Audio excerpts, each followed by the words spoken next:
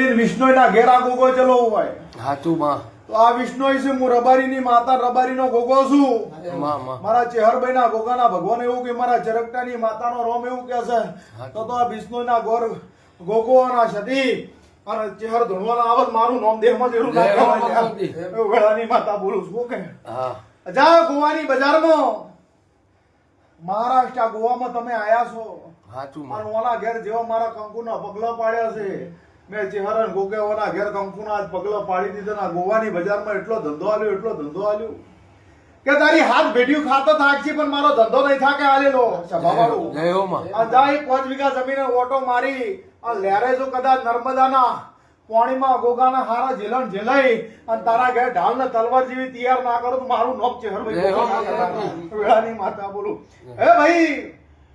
તારા હવા હો દુશ્મન હોય હવા હો વેર્યું હોય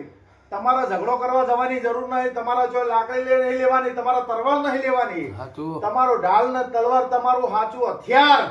જો વેળાએ ના બની જો મારું નોમ દેહમાં દેરું નાખ્યા જય હો ભગવાન પણ દાયડી ના બનવું મારી વેળા આવે મારો પળ આવે મારો સમૂહ આવે અને જનદાડે તમારું કોઈ ના હોય આપને ધરતી વચ્ચે તમારું કોઈ ના હોય ચિરાગભાઈ તનદાડે હું તમારું સાચું હથિયાર બનનારું દેવું છું અને તનદાડે તમારા માનવી નહીં કરવાનો જય હો એના ઘરનો નેવા રહેવા દઉં જગતમાં મારું નામ ચેહરભાઈ માતા નહીં કહેવાનું મારું ગોગાનું વેણ હો ભાઈ